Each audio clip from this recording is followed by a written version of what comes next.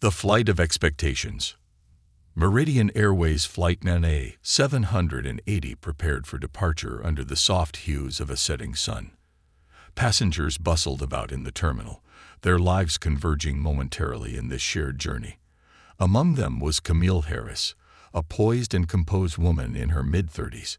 Dressed in a tailored navy blue suit that spoke of sophistication and confidence, she carried an understated elegance that belied her true identity as the Director of Public Relations for Meridian Airways. This was not just another flight for Camille.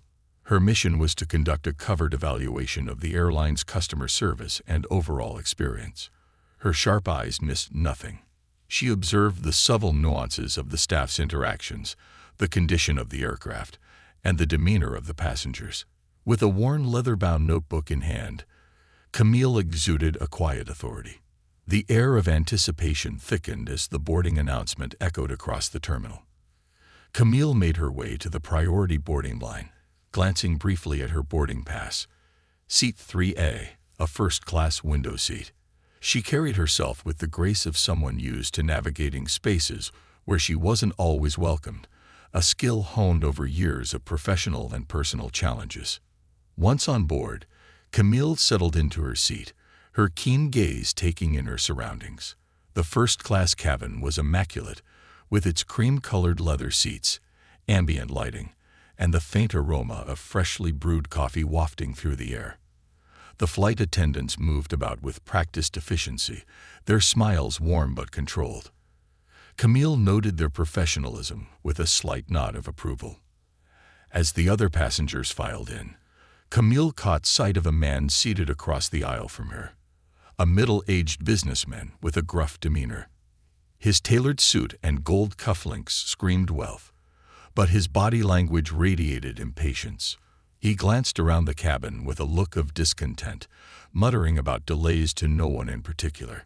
Camille's sharp instincts flagged him as someone who could disrupt the flight's tranquility, but she kept her observations to herself, jotting a brief note in her book before returning her attention to the window.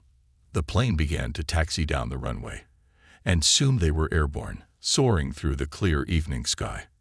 Camille allowed herself a moment of peace, the rhythmic hum of the engines providing the soothing backdrop. She opened her book and began to read, her mind partially focused on the words and partially on the atmosphere around her. The calm before the storm. The flight progressed smoothly for the first hour. Passengers reclined in their seats, some enjoying the in-flight entertainment, others sipping on beverages served by the attentive cabin crew. Camille observed quietly, her practiced eye catching small details, a flight attendant offering a child an extra blanket, a couple sharing a quiet laugh over a glass of wine. These were the moments she cherished, the moments that reminded her why she loved her job. Her tranquil bubble was abruptly shattered when a loud, panicked voice broke through the serenity. "My wallet. It's gone." All heads turned toward the businessman across the aisle, his face flushed with anger as he stood, patting his pockets and frantically searching his seat. His sharp voice cut through the cabin like a knife, sending a ripple of unease through the passengers. A flight attendant hurried over, her professional smile faltering under the weight of his accusatory tone. "Sir, please remain calm," she said gently. "Perhaps it slipped under your seat. Let me help you look for it." But the man waved her off impatiently. "No, I'm certain I left it right here." "Someone stole it." His words hung in the air, heavy with implication. The passengers exchanged uneasy glances, some whispering among themselves. Camille stayed still, her book open but unread. She sensed the shift in the cabin's energy, the undercurrent of tension that now coursed through the space. The man's accusatory gaze scanned the passengers, his eyes narrowing as they landed on Camille. His expression hardened, and without hesitation, he pointed a finger at her. "You," he barked. "I saw you looking at me earlier. You must have taken it." The accusation. Camille felt the weight of the accusation hit her like a physical blow. Her heart quickened, but her outward composure remained unshaken. She closed her book deliberately and turned her steady gaze to the man. "Sir," she said, her voice calm and measured, "I assure you, I have nothing to do with your missing wallet." The murmurs among the passengers grew louder. Some looked at Camille with suspicion, others with discomfort. A few seemed indifferent, content to watch the unfolding drama as a form of in-flight entertainment. Before the man could respond, the flight's captain, Andrew Lawson, entered the cabin. His tall, imposing figure and authoritative demeanor commanded immediate attention. He approached the scene with a stern expression, his piercing blue eyes scanning the passengers. "What's going on here?" he demanded, his tone leaving no room for argument. The businessman turned to the captain, his face a mask of indignation. "My wallet is missing, and I'm sure this woman took it," he declared, pointing once more at Camille. Camille met the captain's gaze, her expression calm but resolute. "Captain Lawson," she said evenly, "this gentleman's accusation is baseless. I have no knowledge of his wallet or its whereabouts." But the captain's eyes betrayed a flicker of suspicion. Camille recognized the look immediately. It was a look she had seen too many times before. A look that spoke of preconceived notions and unspoken biases. "Ma'am," Lawson said, his tone firm but not unkind, "in the interest of resolving this matter quickly, I'm going to need to check your bag." The turning point. The words hung in the air like a lead weight. Camille's stomach churned, but she maintained her composure. She knew this moment was about more than just a missing wallet. It was about something far deeper, a systemic issue that plagued not just the airline industry, but society as a whole. "Captain," she said, her voice steady, "do you have any evidence to justify this search, or are you acting solely on the word of one passenger?" Lawson's jaw tightened, his authority challenged. "This is a matter of security, ma'am," he said. "Please cooperate." Camille knew she was at a crossroads. To refuse would likely escalate the situation, but to comply would feel like surrendering to the very prejudice she had spent her life fighting against. After a moment's pause, she reached for her bag and placed it on the tray table. "You're welcome to search my belongings," she said, her voice laced with quiet strength. "But let me make one thing clear. This is not just a search. This is an example of how prejudice can blind even those in positions of authority." The cabin fell silent, the weight of her words sinking in. Passengers watched with bated breath as a flight attendant stepped forward to conduct the search. Camille sat back, her eyes never leaving Lawson's. This was only the beginning of a battle she had no intention of losing. The search and the whisper of justice. The cabin grew heavy with anticipation as the flight attendant, Emily, carefully opened Camille's bag. Passengers leaned forward in their seats, their murmurs quieting to hushed tones. The rustling of fabric and the clink of zippers were the only sounds breaking the oppressive silence. Camille sat upright, her posture unyielding, her gaze fixed on Captain Lawson. The bag revealed its contents: a neatly folded scarf, a leather-bound notebook, a tablet, a sleek pen, and a small cosmetics pouch. Each item was placed on the tray table with deliberate care, as though the process itself was a public spectacle. "Nothing suspicious here, Captain," Emily reported, her voice barely above a whisper. The words seemed to hang in the air, unacknowledged. Captain Lawson stood rigid, his expression unreadable, but Camille noticed the faint twitch of his jaw. It wasn't just the absence of evidence that troubled him. It was the subtle erosion of his authority in front of an increasingly discontented audience. "Search it again," Lawson instructed, his tone clipped. Emily hesitated, glancing at Camille, whose calm exterior betrayed no trace of anger, only a piercing clarity that made her presence almost unshakable.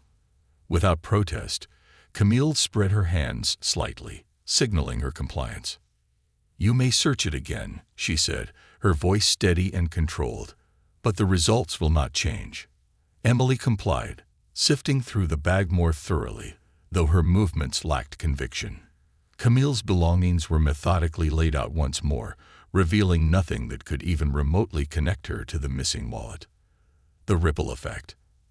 As the second search concluded, the cabin's atmosphere shifted. Passengers began whispering among themselves again, but this time their murmurs carried a different tone. "She's innocent," a young woman whispered to her companion. "This is ridiculous." "This is getting out of hand," muttered an elderly man across the aisle. Camille caught snippets of these murmurs, and for the first time, she allowed herself a small, inward smile. The tide was turning, but it was far from over. Captain Lawson cleared his throat, his face a mask of neutrality, though his stance betrayed his growing discomfort. "Ms. Harris, thank you for your cooperation," he said. "We're simply doing our due diligence to ensure everyone's safety." Camille's eyebrows rose slightly, her gaze sharpening. "Due diligence, Captain, or is it something else entirely?" Lawson's eyes flickered, but before he could respond, another voice cut through the tension. "Captain, I think we've had enough of this charade," said a woman from the back of the cabin. All heads turned toward Clara White, an elderly passenger with a sharp gaze and an air of authority that rivaled Lawson's. She slowly stood, leaning on her cane for support, and pointed toward the businessman, Richard Grant. "I saw his wallet fall under his seat before we even took off," Clara declared, her voice steady and unwavering. "He's been blaming this young lady for no reason at all." The accuser's shame. The accusation hit Richard Grant like a slap to the face. His flushed cheeks turned an even deeper shade of crimson as he scrambled to his feet. "That's not possible," he stammered, though his voice lacked conviction. Clara's sharp eyes didn't waver. "You might want to check under your seat, sir. Or would you rather continue making a fool of yourself?" A ripple of laughter, tinged with disbelief, spread through the cabin. Some passengers openly chuckled, while others shot disapproving glances at Richard. Reluctantly, Richard bent down, his movements stiff with embarrassment. A moment later, he straightened, holding the missing wallet in his hand. The cabin fell silent, save for a few gasps of astonishment.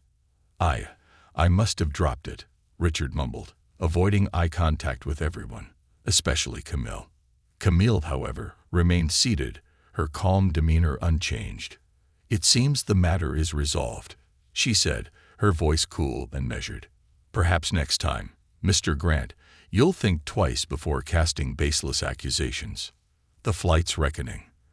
The cabin seemed to collectively exhale, the tension dissipating like mist in the morning sun. Passengers exchanged glances, their expressions a mix of relief and indignation. Camille, however, knew this was merely the surface of a deeper issue. Captain Lawson stepped forward, his face carefully neutral. "It appears there's been a misunderstanding," he said, addressing the cabin. "Let's all return to our seats and enjoy the rest of the flight." But the passengers weren't ready to let the matter slide so easily. "A misunderstanding?" Clara scoffed loudly. "What about the humiliation you put that woman through?" "That was unacceptable," another passenger chimed in. The murmurs of agreement grew louder, and for the first time, Lawson's authority seemed to falter. He glanced at Camille, who met his gaze with a calm yet unyielding expression. "Captain Lawson," she said, her voice cutting through the noise, "I believe this incident warrants more than a dismissive statement. The trust of your passengers is at stake." Lawson hesitated, clearly struggling to maintain control of the situation. "I'll ensure this matter is reviewed thoroughly," he said, though his tone lacked sincerity. Camille didn't press further. She knew that any further confrontation would only serve to solidify the passengers' growing discontent with Lawson's leadership. Instead, she leaned back in her seat and retrieved her notebook, pen poised to document every detail of the incident. The quiet resolve. As the flight continued, Camille remained deep in thought, her pen moving steadily across the pages of her notebook. She documented everything: the initial accusation, Lawson's response, the searches, and the eventual resolution. This wasn't just for her records. It was the beginning of a report that would shake the foundations of Meridian Airways. She thought of the countless others who had faced similar injustices without the means or platform to defend themselves. This wasn't just about her. It was about a system that allowed prejudice and bias to flourish unchecked. By the time the flight landed, the atmosphere in the cabin had shifted irrevocably. Passengers disembarked with a mix of lingering unease and newfound solidarity. Camille, however, walked off the plane with a quiet determination burning in her chest. This was only the beginning. The incident on Flight MA 780 would be the catalyst for a reckoning that Meridian Airways and Captain Lawson would never forget. Ripples beyond the clouds. Camille Harris stepped off the plane into the bustling terminal, her sharp heels clicking against the polished floor. The whispers and curious glances from her fellow passengers followed her, a testament to the spectacle that had unfolded on Flight MA 780. For many of them, the incident would become nothing more than an interesting anecdote, a tale to share over dinner or coffee. For Camille, however, it was a catalyst. She paused for a moment near a large window overlooking the runway, her reflection merging with the image of planes taking off into the horizon. Her notebook was tucked securely under her arm, filled with meticulous notes about the flight, the service, and most importantly, the glaring mishandling of the incident by Captain Andrew Lawson. Camille wasn't one to let things slide. She had spent her career advocating for equity, justice, and professionalism. As the Director of Public Relations for Meridian Airways, she had been instrumental in crafting the airline's image as a modern, inclusive brand. But the events on that flight had revealed cracks in the facade, cracks she was determined to address. She took a deep breath and made her way to the airport's VIP lounge, where she had scheduled a meeting with two of Meridian's senior executives. The urgency of her request had ensured their immediate attention. The meeting. A storm brews. The VIP lounge was a study in luxury, plush leather seats, soft lighting, and the gentle hum of classical music. Camille entered with her usual composure, her presence commanding attention even in a room designed to exude calm. Seated at a polished oak table were two familiar faces, Martin Hayes, the Chief Operating Officer, and Linda Carter, the Head of Human Resources.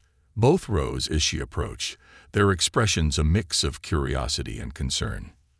"Camille," Martin began, extending a hand. "Thank you for coming on such short notice. I understand you had quite the eventful flight." Camille shook his hand firmly before taking a seat. "Eventful is one way to describe it," she said, her tone measured. Linda leaned forward, her brow furrowed. "We've already received preliminary reports from the flight crew. It seems there was an incident involving a missing wallet and an accusation against you. Is that correct?" Camille nodded. "That's putting it mildly," she replied, placing her notebook on the table. "What happened on that flight wasn't just an incident. It was a glaring example of systemic issues that we can no longer afford to ignore." Martin and Linda exchanged a glance. "Why don't you walk us through it?" Martin said. Camille opened her notebook, flipping to a page filled with neatly written observations. It began with a passenger, a businessman named Richard Grant, accusing me of stealing his wallet. Without evidence, and purely based on his word, Captain Lawson decided to escalate the situation. He ordered my bag to be searched twice, despite there being no grounds for suspicion. Linda frowned. "And this was done in full view of the other passengers?" "Yes," Camille confirmed. "It was a public spectacle, and one that could have been avoided had Lawson approached the situation with professionalism and impartiality. Instead, his actions were guided by prejudice and a need to assert authority, regardless of the facts. The evidence, a case for change." Camille slid her notebook across the table, pointing to specific entries. "I documented everything. Lawson's behavior, the crew's response, the reactions of the passengers. It wasn't just about me. The entire cabin felt the impact of his poor leadership." Martin skimmed the notes, his expression growing more serious with each line. "This is troubling," he admitted, "especially coming from someone of Lawson's rank. He's been with the airline for over 15 years. And that's precisely the problem," Camille said. "Longevity doesn't equate to competence or fairness. If anything, his years of service have insulated him from accountability. He acted with impunity because he assumed there would be no consequences." Linda nodded slowly. This isn't just about one incident, is it? No, Camille said firmly. This is a symptom of a larger issue within Meridian Airways. We've spent years building a brand that prides itself on inclusivity and excellence, but incidents like this undermine everything we stand for. If we don't address this head-on, we risk losing the trust of our customers and employees. The pushback. Martin leaned back in his chair, his expression conflicted. Camille, you know how these things go. An internal investigation will be launched, and if Lawson is found at fault, disciplinary action will be taken. But we can't afford to make this a public spectacle. The media would have a field day with it. Camille's eyes narrowed. Martin, with all due respect, the media is the least of our concerns. The real danger is allowing this kind of behavior to continue unchecked. This isn't about damage control. It's about doing what's right. Linda interjected. Camille, we're on your side, but we need to be strategic. What exactly are you proposing? Camille took a deep breath, her mind racing with the weight of her next words. I'm proposing a comprehensive review of our policies and training programs. We need mandatory unconscious bias training for all staff, from the ground crew to the executive team. We also need to establish a clear protocol for handling disputes on flights, one that prioritizes fairness and evidence over assumptions. Martin raised an eyebrow. That's a tall order. It'll require significant resources and time. And it's worth every penny, Camille countered. This isn't just about me or Lawson. It's about the future of this company. Do we want to be remembered as an airline that stood for integrity and justice, or one that turned a blind eye to prejudice? The decision. The room fell silent as Martin and Linda absorbed her words. Camille watched them closely, her heart pounding in her chest. She had fought battles like this before, but each one carried its own weight, its own stakes. Finally, Linda spoke. Camille, you've made a compelling case. I'll draft a proposal for the board to review. It's going to be a tough sell, but I believe it's the right thing to do. Martin nodded reluctantly. I'll support it as well, though I expect there will be pushback. Change is never easy, especially in an industry as rigid as ours. Camille allowed herself a small smile.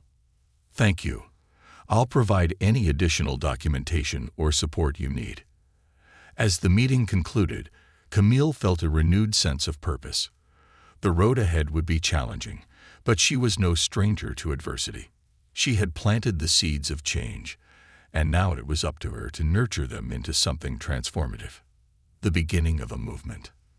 That evening, as she sat in her hotel room, Camille began drafting a detailed report to accompany the proposal. Her words were precise, her arguments unassailable. This was more than a professional obligation. It was a personal mission. She thought of the passengers on Flight May 780, the whispers of support, and the courage of Clara White. They were a reminder that change was possible, even in the face of entrenched resistance. This was only the beginning. The skies were vast, and so was the potential for justice to take flight. The catalyst for change. Camille sat at her desk, the dim light of her hotel room casting shadows across the pages of her notebook. The events of Flight May 780 played on a loop in her mind, each detail crystallizing into a narrative that would be impossible to ignore. The airline's glossy image of inclusivity and professionalism was at odds with the reality she had witnessed. The report she was crafting was no ordinary document. It was a bold call to action, a challenge to the system that had allowed prejudice to thrive unchecked. She titled it Flight MA 780, a case study in prejudice and leadership failure. Her fingers danced across the keyboard, pouring her thoughts into sentences that demanded accountability. Camille knew that submitting this report would send shockwaves through Meridian Airways. She was risking her reputation, her career, and perhaps even the relationship she had built within the company. But this wasn't just about her. It was about every passenger who had been wrongfully accused, every employee overlooked or marginalized, and every individual who had placed their trust in the airline. The submission. The next morning, Camille walked into the Meridian Airways headquarters, her heels clicking against the marble floor. The sprawling building, with its sleek glass exterior and state-of-the-art design, stood as a monument to the company's success. Inside, however, she felt the weight of the systemic issues she was about to confront. She made her way to the executive wing, where her office was located. As she entered, her assistant, Maria, greeted her with a warm smile. "Good morning, Ms. Harris. Your calendar is clear until the board meeting at 11. "Thank you, Maria," Camille replied. "I'll need some privacy to prepare." She closed her office door and took a deep breath. Opening her laptop, she navigated to the internal portal and uploaded her report. Alongside it, she included a detailed proposal for policy reform, outlining mandatory unconscious bias training, a revised protocol for handling in-flight disputes, and a comprehensive review of leadership practices. With a single click, she sent the document to the executive board, the senior leadership team, and the human resources department. The board meeting. At precisely 11 a.m., Camille entered the boardroom, a sprawling space with floor-to-ceiling windows offering a panoramic view of the city. The room was already filled with Meridian's top executives, their expressions ranging from curiosity to skepticism. Martin Hayes and Linda Carter were seated near the head of the table, their subtle nods offering a measure of support. Captain Andrew Lawson, however, was notably absent. A decision Camille suspected was intentional, given the nature of the discussion. "Good morning, everyone," Camille began, her voice steady but firm. "I appreciate you taking the time to review the report I submitted earlier. What happened on Flight May 780 is not an isolated incident. It's a symptom of a larger problem within our organization, and it demands immediate action." The room fell silent as she launched into her presentation.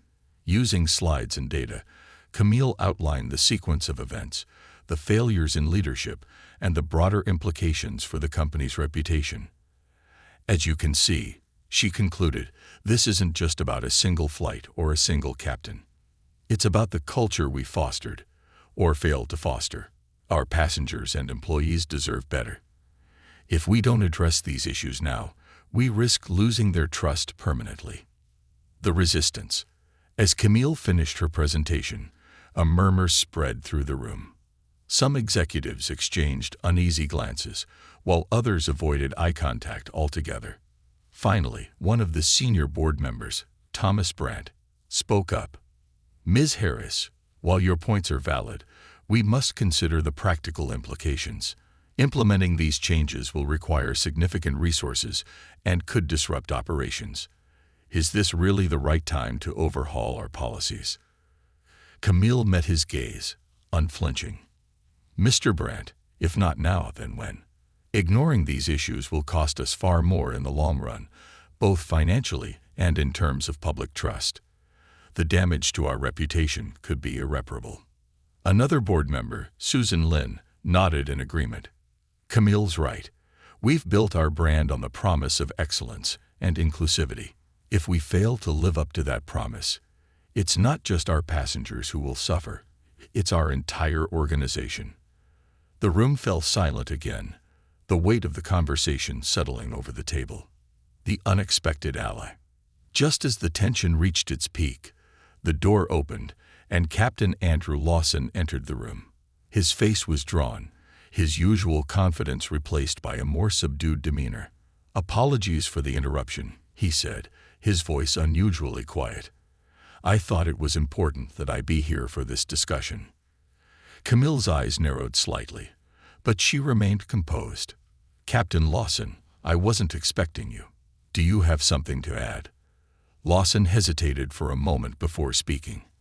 "I've read your report, Ms. Harris, and while I don't agree with everything you've written, I can't deny that my actions on Flight May 780 were flawed." The admission took the room by surprise. Camille studied Lawson carefully, searching for any trace of insincerity, but his expression seemed genuine. "I've served this company for over 15 years, he continued, "and I've always prided myself on my professionalism. But that flight made me realize that I have blind spots, biases I wasn't even aware of. If Meridian Airways is going to implement these changes, I want to be part of the solution. The turning point. Lawson's unexpected admission shifted the mood in the room. The resistance that had been so palpable moments earlier began to wane, replaced by a cautious optimism. Camille seized the moment. "Thank you, Captain Lawson. Acknowledging our biases is the first step toward change. What happened on that flight wasn't just about one person. It was about a culture that allows prejudice to go unchecked. But if we're willing to confront these issues head-on, we can create a better future for everyone." Martin Hayes cleared his throat, his expression thoughtful. "I think we've heard enough. Let's put this to a vote. All in favor of moving forward with Camille's proposal?" One by one, the board members raised their hands. Even Thomas Brandt, who had initially voiced his concerns, nodded reluctantly. The aftermath. As the meeting adjourned, Camille felt a wave of relief wash over her. The battle was far from over, but the first victory had been secured. As she left the boardroom, Lawson approached her. "Ms. Harris," he said, his voice tentative, "I just wanted to say thank you for holding me accountable. I have a lot to learn, and I'm willing to do the work." Camille nodded. "Accountability is the first step, Captain. The real work begins now." As she walked away, her notebook in hand, Camille couldn't help but feel a sense of hope. The journey ahead would be long and arduous, but for the first time, it felt like change was truly possible. A culture under examination. The ripple effects of the Flight 780 incident spread through Meridian Airways like wildfire. What had begun as an isolated confrontation on a plane had blossomed into a company-wide reckoning. Employees whispered about the bold steps Camille Harris had taken, and while some admired her courage, others feared the disruption her reforms might bring. At the heart of it all, Camille remained steadfast. She understood that real change was never easy, especially when it meant challenging ingrained systems and long-held biases. Her days became a flurry of meetings, training sessions, and strategy discussions, each one chipping away at the culture of complacency that had taken root in the airline. The reform rollout. The first step in Camille's plan was launching the Meridian Equity Initiative, MEI, a comprehensive program aimed at addressing systemic issues within the company. It began with mandatory unconscious bias training for all employees, from flight attendants and ground staff to senior executives.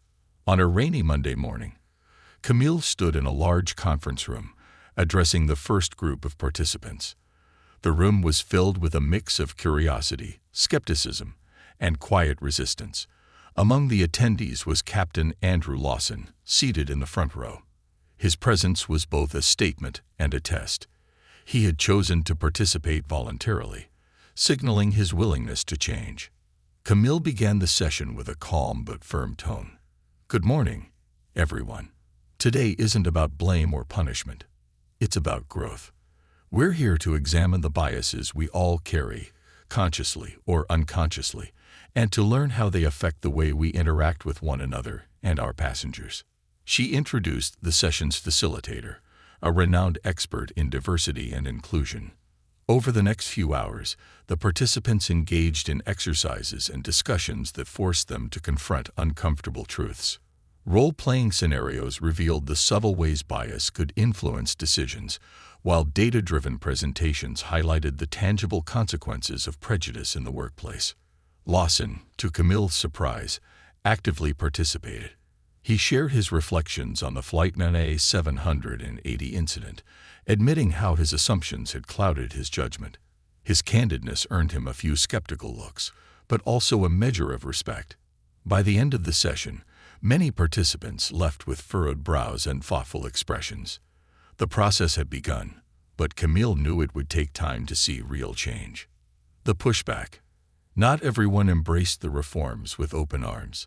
A faction within the company, particularly among some senior staff, viewed the initiative as an unnecessary distraction. They argued that the airline's primary focus should be on operational efficiency and profit, not social issues. One afternoon, Camille received an email from a group of senior pilots expressing their concerns. They accused her of politicizing the workplace and warned that her initiatives could undermine morale. Camille scheduled a meeting with the group, determined to address their concerns head-on. The tension in the room was palpable as she faced the pilots, their arms crossed and expressions guarded. "Let me be clear," Camille began, her voice steady. "This is not about politics. This is about ensuring that every employee and passenger feels valued, respected, and safe. If that scene is controversial, then perhaps we need to examine why." One of the pilots, a grizzled veteran named Captain Reed, leaned forward. "We've been flying these planes for decades without any of this sensitivity training. Why is it necessary now?" "Because complacency isn't an excuse for inaction," Camille replied firmly. "The world is changing, and so are the expectations of our passengers. If we want to remain leaders in this industry, we need to adapt." The room fell silent. While not everyone was convinced, Camille's unwavering resolve left an impression. The voice of the passengers. As the reforms gained momentum internally, Camille turned her attention to the passengers. She believed that restoring their trust was just as important as addressing internal issues. She spearheaded a campaign called Every Passenger Matters, inviting customers to share their experiences with Meridian Airways. The initiative included an anonymous online survey, as well as in-person listening sessions at major airports. Camille personally attended many of these sessions, sitting across from passengers and hearing their stories. Some spoke of exceptional service that had made their journeys memorable. Others recounted moments of frustration, embarrassment, or discrimination that had left lasting scars. One story, in particular, stayed with her. A single mother named Leela described how a flight attendant had dismissed her concerns when her child fell ill mid-flight. "They treated us like we were an inconvenience," Leela said, her voice trembling. "I've never felt so small." Camille took notes as she listened, her heart heavy. These stories fueled her determination to ensure that every passenger's voice was heard and valued. A clash of values. As the months went on, the reforms began to show results. Employee surveys revealed a noticeable shift in attitudes, and customer satisfaction scores began to climb. However, not everyone was pleased with the changes. One evening, Camille was called into an emergency meeting with the executive team. Martin Hayes, the COO, looked visibly uneasy as he handed her a printed report. "This came from a group of shareholders," he said. "They're concerned about the cost of the reforms and the potential impact on our bottom line." Camille scanned the report, her jaw tightening. "Are they suggesting we abandon the initiative?" "They're suggesting we scale it back," Martin admitted. "They believe we're overextending ourselves." Camille closed the report and looked around the room. "If we scale back now, we're sending a message that our commitment to change is conditional. That's not leadership. It's cowardice." Linda Carter nodded in agreement. "Camille's right. We've come too far to backpedal now." After a heated discussion, the team voted to continue the reforms, despite the financial risks. It was a victory, but Camille knew it was only the beginning of a larger battle. The light breaking through. Months turned into a year, and the landscape of Meridian Airways began to shift. Employees reported feeling more valued and supported, and passengers took notice of the airline's renewed commitment to inclusivity and fairness. Captain Lawson became one of the most vocal advocates for the reforms, using his platform to encourage other employees to embrace change. His transformation became a symbol of what was possible when people confronted their biases and chose to grow. One day, as Camille walked through the terminal, a young flight attendant approached her. "Ms. Harris," the woman said, her eyes shining with gratitude. "I just wanted to thank you. Because of your work, I feel like I belong here." Camille smiled, her chest swelling with pride. This was why she had fought so hard, for moments like this, for people like her. The journey continues. As Camille boarded her next flight, she couldn't help but reflect on how far they had come. The road had been filled with challenges, but each obstacle had strengthened her resolve. As the plane soared into the sky, Camille looked out the window, the clouds parting to reveal a breathtaking expanse of blue. She knew the work was far from over, but for the first time, she felt a sense of hope, hope that justice and equity could truly take flight, a legacy in flight. The year following the Flightman A780 incident became a defining chapter in the history of Meridian Airways. What began as a painful confrontation on an ordinary flight had transformed the airline into a global symbol of resilience and reform. Camille Harris stood at the helm of this transformation, her leadership inspiring a cultural shift that rippled far beyond the company's walls. But the road ahead remained complex, filled with unexpected challenges and victories that would cement her legacy. The media storm. As news of Meridian Airways reforms began to surface, the media took notice. Major outlets published articles praising the company's transparency and commitment to addressing systemic issues. Headlines like "Meridian Airways takes bold steps toward inclusion" and "The airline industry's wake-up call" circulated widely, sparking discussions about prejudice, accountability, and leadership in corporate spaces. Camille, however, remained cautious. She knew that public praise was fleeting, and that meaningful change would be measured by actions, not headlines. One morning, as she prepared for a live interview with a major news network, Maria, her assistant, entered her office with a stack of press clippings. "You're becoming quite the celebrity," Maria said with a grin. Camille chuckled, shaking her head. "This isn't about me, Maria. It's about the people who believed in something bigger, the employees, the passengers, the advocates who pushed for change. I'm just the one holding the microphone." As the interview began, the host wasted no time diving into the heart of the matter. "Ms. Harris, Meridian Airways has been lauded for its reforms, but some critics argue that these changes are performative. How do you respond to that?" Camille leaned forward, her voice calm but firm. "Criticism is a natural part of progress. The question isn't whether people doubt us now. It's whether we can prove, through sustained action, that we're serious about change. Words are important, but actions are what build trust." The interview resonated with viewers, earning praise for Camille's authenticity. But she knew the real test wasn't in the court of public opinion. It was in the daily operations of the airline. The unexpected setback. Just as it seemed the company was gaining momentum, an incident threatened to undo their progress. The viral video surfaced showing a passenger arguing with a flight attendant over seating arrangements. The passenger, an older woman, claimed she was ignored while another customer, a younger man, was accommodated first. The video quickly gained traction online, with many accusing Meridian Airways of failing to live up to its promises. Camille's phone buzzed incessantly as calls, emails, and notifications poured in. By the time she arrived at the office, a crisis management team was already assembled. Martin Hayes looked grim as he briefed her on the situation. "This could get ugly," he said. "We need to act fast." Camille nodded. "Start by contacting the passengers involved. We need their full accounts of what happened. Transparency is our only option here." Within hours, the team pieced together the story. It turned out the situation was more nuanced than the video suggested. Both passengers had valid complaints, but the flight attendant's handling of the matter had exacerbated tensions. Camille issued a statement acknowledging the incident, outlining the steps the airline would take to address it, including retraining the crew involved and offering compensation to the passengers. "We're not perfect," she said in a press conference, "but we are committed to learning from our mistakes. Accountability is a cornerstone of our mission, and that starts with owning up to our shortcomings." Her candor won back much of the goodwill the airline had earned, and the incident became a lesson in the importance of vigilance and humility. The personal cost. While Camille's professional life was consumed by her mission, her personal life often took a back seat.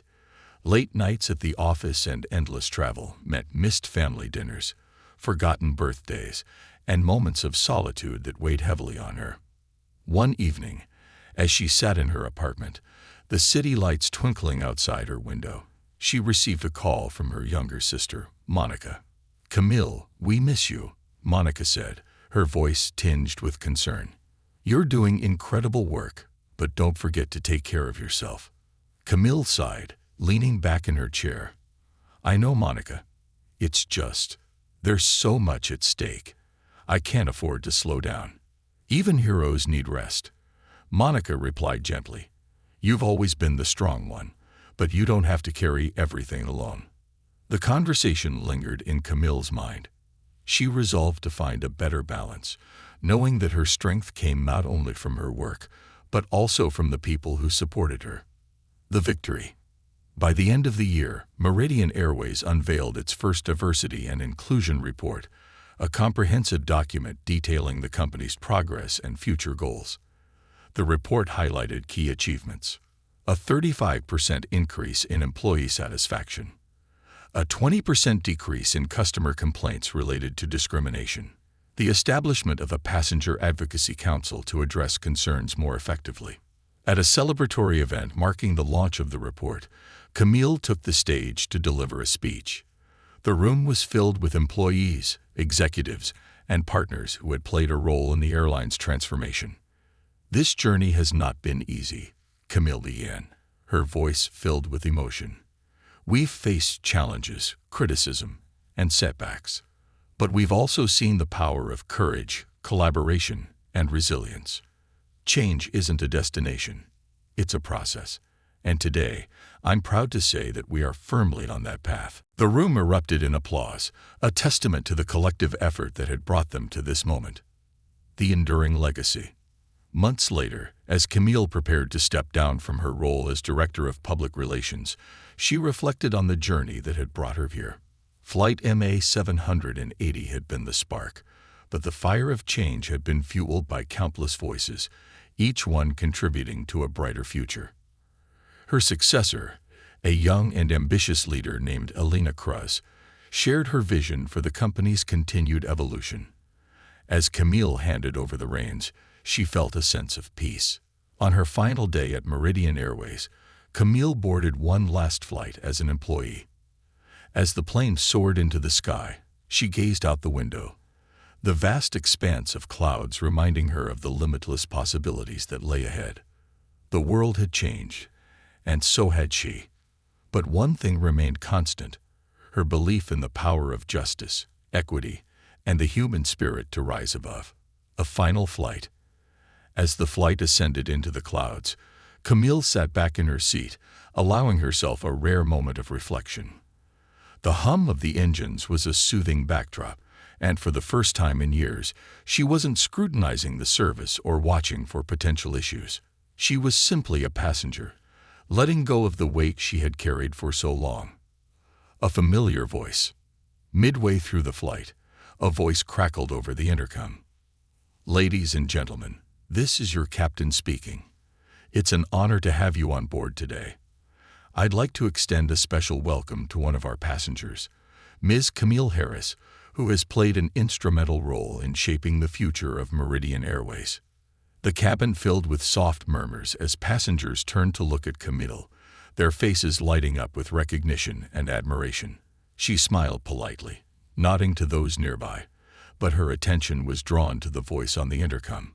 It was familiar, measured, and tinged with humility. "Ms. Harris, I want to personally thank you for teaching all of us, myself included, that leadership is about more than authority. It's about accountability, empathy, and the courage to grow. On behalf of the entire crew, thank you for your service and dedication." Camille's chest tightened. The voice belonged to Captain Andrew Lawson. His presence on this flight was no coincidence, and the sincerity in his tone told her everything she needed to know. He had grown, just as she had hoped he would. A lasting impact. When the plane landed, Captain Lawson waited at the gate. As Camille disembarked, their eyes met, and she extended her hand. Lawson shook it firmly, his expression one of quiet gratitude. "You've changed more than just this airline, Camille," he said. "You've changed me, and for that, I'll always be thankful." "It wasn't just me," Camille replied. "It was a collective effort. But I'm glad to see the change in you, Captain. That's what this has all been about." With a final nod, she walked into the terminal, the journey ahead uncertain but filled with possibilities. The farewell. A week later, Meridian Airways hosted a retirement ceremony for Camille. The event was a celebration of her contributions and a testament to her legacy. Employees, executives, and passengers whose lives she had touched attended, each with their own stories of how her work had made a difference. As Camille took the stage for one final speech, she gazed out at the crowd, her heart full. "When I began this journey, I couldn't have imagined where it would lead," she began. "Flight MA 780 was a moment of pain, but it became a spark for change. That's the thing about adversity. It challenges us to grow, to rise above, and to be better.